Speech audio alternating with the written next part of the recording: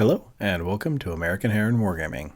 This is a battle report for Fallout Wasteland Warfare, covering my third game in the Battle for Nuka-World Campaign that I'm running with 5 other players at my local game shop. So before we get onto that battle report proper, here's a quick rundown of the end of Round 1.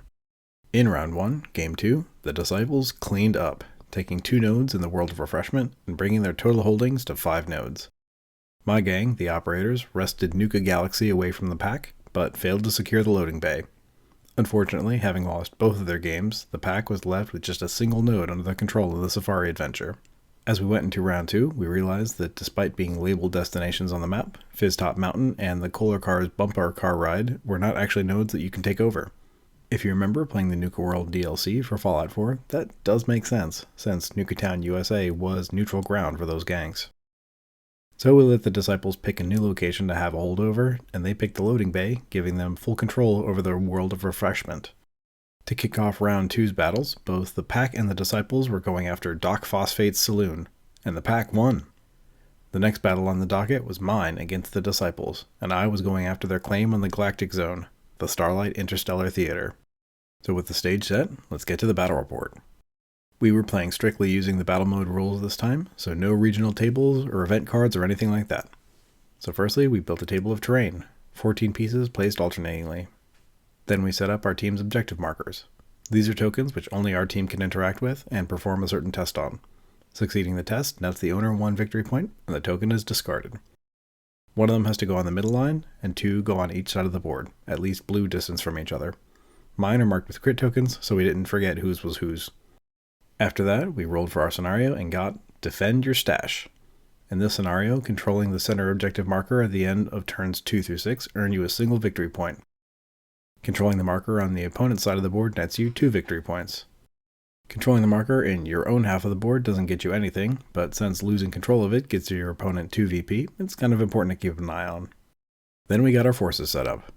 My opponent is running Raiders and brought a dynamite list. Avery heads up the team with sturdy Raider armor, a red flight helmet for even more armor, a cowboy repeater with a hardened receiver, and a dose of steady for the nerves. Dixie makes an appearance wearing combat armor with a headlamp and elder robes to increase her presence range, armed only with the Disciples blade. Then there are 2 psychos wearing armored pads and a headlamp along with their sea captain's hats, carrying machete gladii.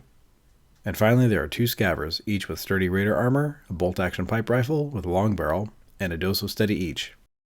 So 3 shooters, 3 melee monsters, and they were ready to rumble.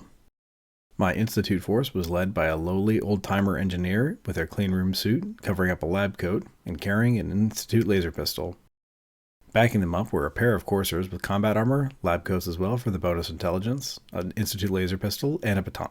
Then, for some more muscle, we brought in a pair of patrollers with Institute laser rifles and rippers. We both got set up behind cover, but it was clear that the melee raiders were going to make a hard push for my home field objective. I got the advantage with fewer models and started us off. My first patroller failed a computer test and wandered away to guard our objective. Then the engineer sauntered up and passed it easily. The next objective marker on our side was easy work for the courser as well. My opponent was mainly readying and not activating, so I got to move up a bit. One of the troopers was set up in Overwatch, and the courser advanced into cover. Things started to go poorly, though, as Avery aced her test to spot the courser through his stealth boy field, and put 2 damage out to him with a shot. Exposed to the Raider snipers, even the teacup cover wasn't enough to keep the courser on his feet, and he went down in a hail of bullets. The melee raiders snuck from cover to cover, but at the end of turn 1, I was up by 2 victory points, but down a courser. To start off turn 2, I moved my patroller up to touch the objective marker, claiming it, and prepared an Overwatch shot. My engineer broke left and was scooting from container to container, wanting to stay out of sight. The raiders were continuing to ready but not activate, so I moved my other patroller over and also into Overwatch to brace for the oncoming tide. My courser had moved up and taken a shot into Dixie, and missed, I think. Dixie tried to spot the courser, but failed twice. The first psycho to move got clipped by a reaction shot and lost one of their 2 strong armor tokens. The second one was able to stay out of line of sight by the end of their move, so I didn't burn the prepared token reacting to that. The sniper raiders picked up their 2 objective tokens and started moving up. They couldn't support the psychos from that position with all the cover in the way, but they also couldn't push up too aggressively either and leave their backfield undefended.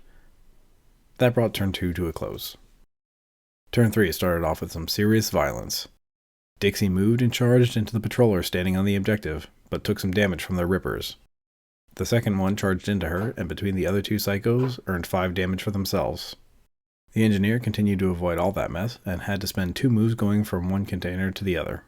The courser was the last to go on my side, and fired into the swirly melee, and managed to hit one of my own patrollers. One of the sniper raiders hung back to cover the home objective, the other one pushed up to try to draw a beat on the courser for the next turn, and Avery moved up to claim the center stash, netting my opponent another victory point at the end of turn 3. The more injured patroller went first and successfully knocked Dixie out. With its second swing, it even got a point of damage through onto the strong armor of one of the psychos. However, that was its blaze of glory as the next psycho to activate finished it off. The courser got another point of damage onto the psycho that had activated, but then dropped 3 damage onto my patroller accidentally. The second psycho activated and added another pair to that too, so the trooper was left with just 1 HP. It wasn't going down without a fight though, and finished off the psycho that had lost all their strong armor. On the other side of the board, my engineer made a play for one of our objective markers.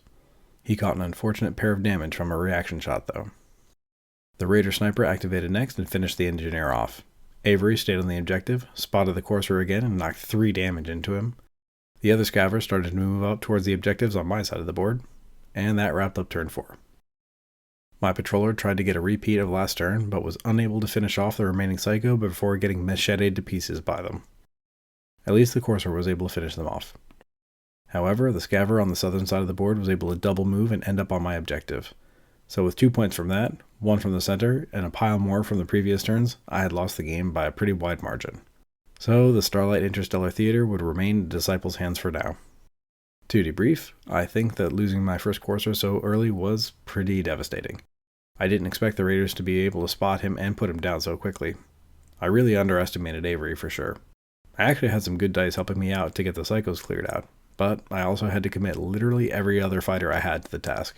Maybe I should have sent the engineer up to that side as well, but that probably wouldn't have helped. Without being able to pick at the patrollers, the snipers would have had an easy time dropping the engineer no matter where he ended up. So I guess the lesson for next time is don't charge ahead into enemy crossfire, even if you have a stealth boy. You live and you learn. Kinda. That's it for now. The results for the final match of Round 2, Game 1 will come out with the next battle report. Stay safe out there in the wasteland.